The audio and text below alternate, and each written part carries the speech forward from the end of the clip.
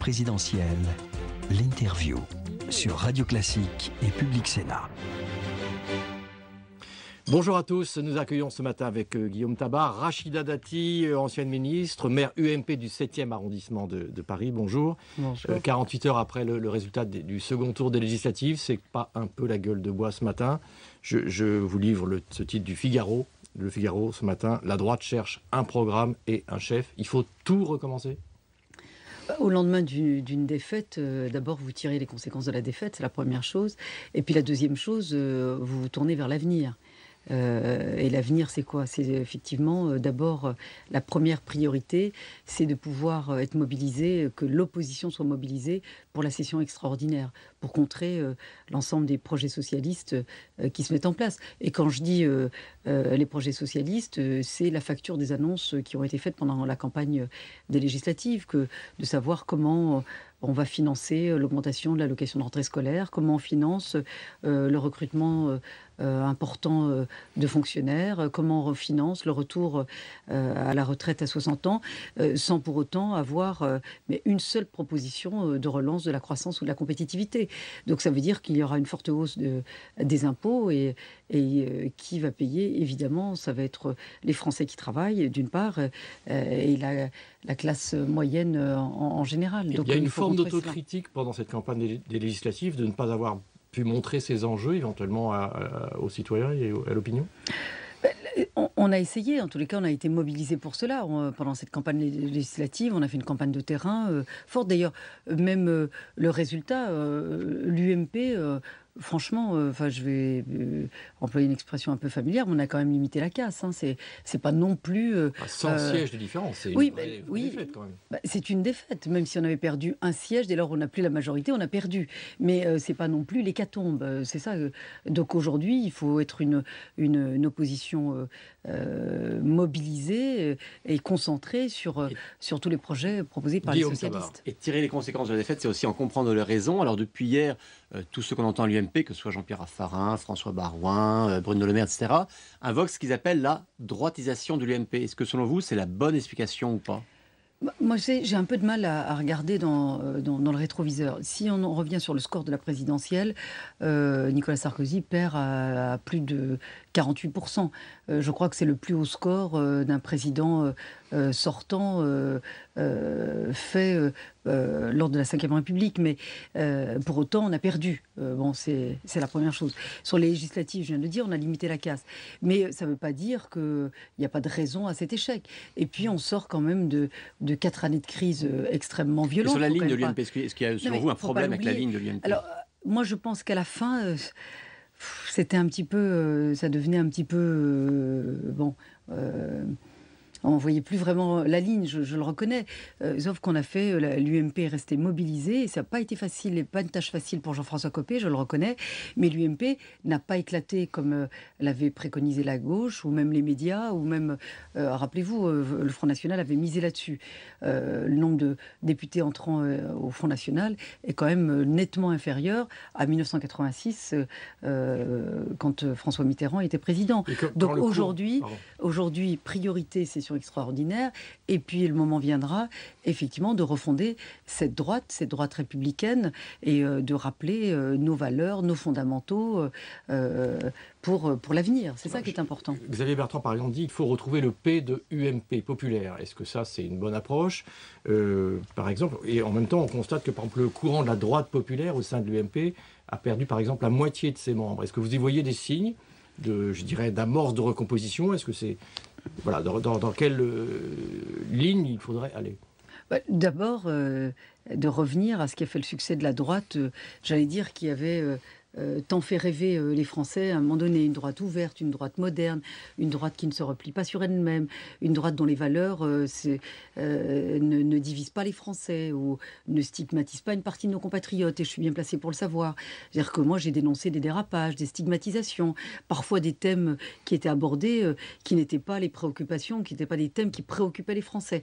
Donc, c'est effectivement de pouvoir refonder cette droite sur ses valeurs et les fondamentaux qui sont la valorisation valorisation du travail, la lutte contre les inégalités, la notion de responsabilité, la reconnaissance du mérite. C'est ça qui a fait la grandeur et le succès de la droite républicaine. Donc il faut revenir à ça.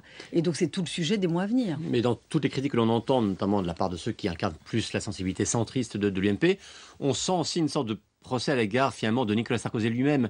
Est-ce que vous pensez aujourd'hui qu'il faut faire ce procès, ou en tout cas exercer un droit d'inventaire sur l'action de Nicolas Sarkozy ou pas? Ou est-ce qu'il faut au contraire... Alors c'est vrai que le centre aujourd'hui, j'allais dire, a du mal à exister, on a le sentiment qu'il n'existe plus.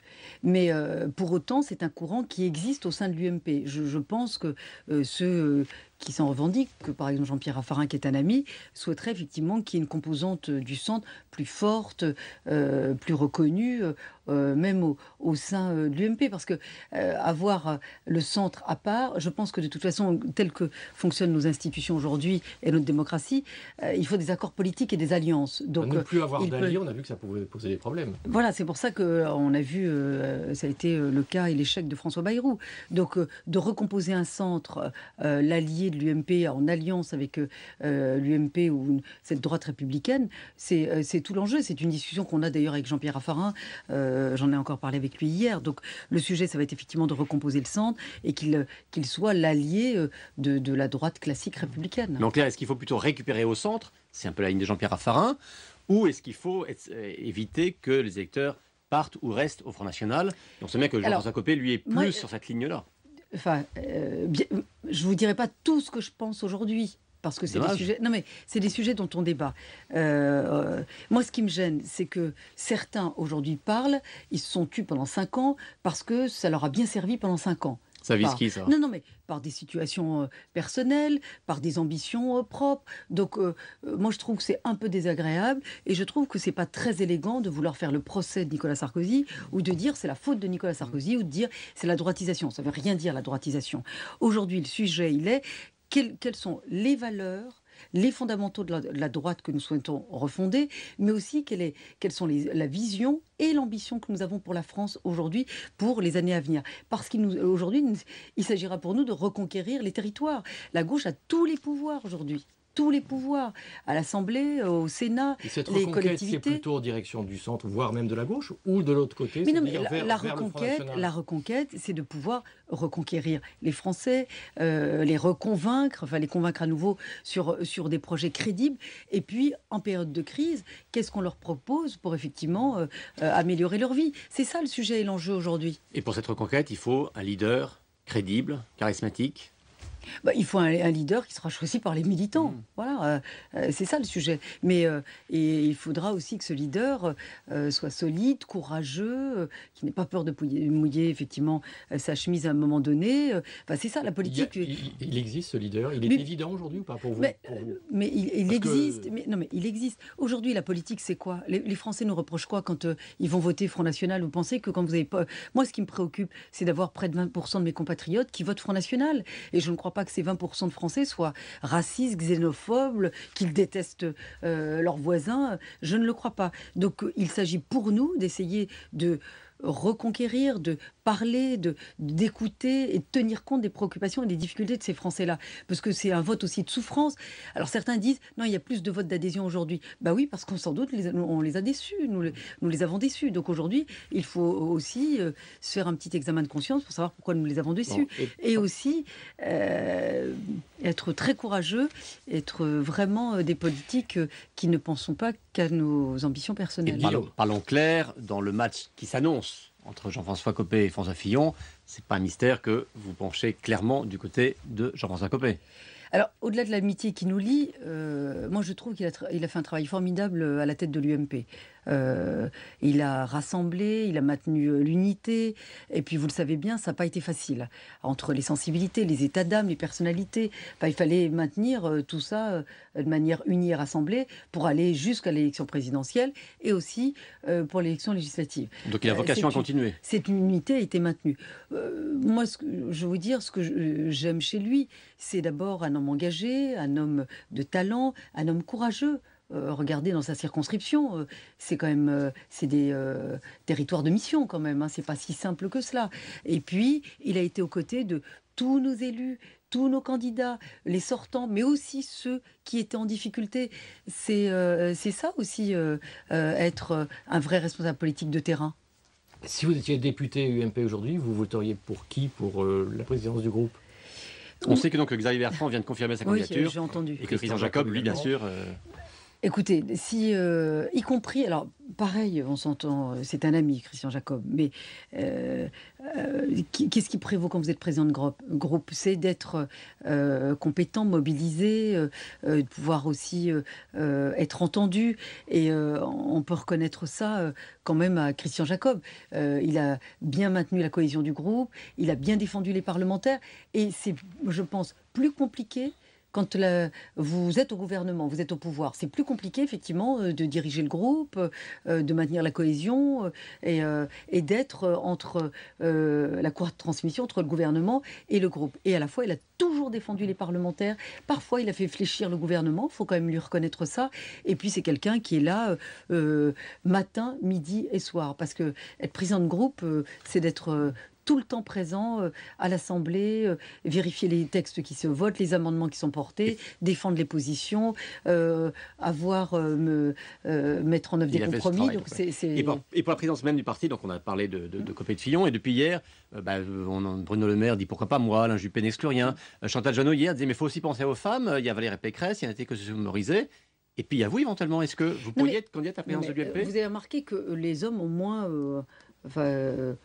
sans difficulté, vraiment, et puis sans aucune précaution, ils se portent tous candidats. Pour les femmes, c'est toujours plus compliqué parce que si elles disent qu'elles ont envie d'y aller, on dirait encore une ambitieuse. Enfin, c'est plus connoté. Vous entendez jouer quel rôle dans tout ça? Moi, je pèserai sur le débat. On a des propositions à faire. C'est vrai que ce qui m'ennuie, c'est que là, on a rédigé depuis 3 mois, on est un groupe, et un groupe de femmes notamment. On a fait des propositions sur les valeurs, sur l'éducation, sur l'emploi, sur la place des femmes. Donc, on a des propositions extrêmement concrètes sur effectivement le cumul des mandats ou le nombre de mandats dans le temps. On a des propositions très claires sur le sujet parce que je pense aussi pour le renouveler la vie politique et puis arrêter d'avoir toujours les mêmes qui veulent s'accrocher ou pour avoir une rente ou comme je l'avais dit à un moment donné une planque. La politique, c'est pas ça. C'est une mission, c'est un engagement. Et donc pourquoi ne pas être candidate vous-même? Vous êtes connu, vous êtes populaire, vous avez une histoire particulière au sein de l'UMP. Et ce que je veux vous dire peut me desservir, mais vous savez, vous gagnez pas une élection sur votre notoriété ou votre popularité. Et on l'a vu, et certains d'ailleurs se sont cassés les dents. Puis d'autres qui ont cru en étant très populaires, passer au premier tour, faire un score extrêmement important, et ça n'a pas été le cas. Donc il faut faire toujours très attention. Dans le centre de Paris, par exemple. Oui, non, mais notamment, c'est vrai. Et pour vous, c'est pourquoi pas ou pas question, la présidence de l'UMP? C'est pourquoi pas collectivement. Nous sommes plusieurs. Voilà. Pourquoi pas à plusieurs. Rachida Dati, on a bien compris que votre champion pour l'instant c'est plutôt Jean-François Copé, et en même temps vous dites qu'il faut incarner des valeurs modernes. Quand on regarde la composition et la place des femmes par exemple à l'Assemblée, on voit à l'UMP 27 femmes sur 161 hommes, et au PS 104 femmes 160 sur 160. Alors d'abord, est-ce que là il n'y a pas une autocritique à faire? Nous avons été de nombreuses femmes à droite à avoir critiqué les investitures telles qu'elles ont été données. Puisqu'effectivement, il y a eu à peine 30% de femmes investies. Et puis, femmes investies dans des circonscriptions pas forcément gagnantes. Je vous prends simplement le cas de Paris. 3 députées femmes sortantes. Nous n'avons aucune femme aujourd'hui. Ça, c'était pas de la responsabilité de Jean-François Copé? Non, parce qu'il n'est pas président de la Commission nationale d'investiture. Mais c'était aussi de la responsabilité de ceux... Enfin, pardon, moi, j'en fais plus aujourd'hui, c'est le passé. Mais quand je vois que François Fillon est venu à Paris, alors que j'étais élu, alors que l'investiture était légitime, puisque c'est mon prédécesseur.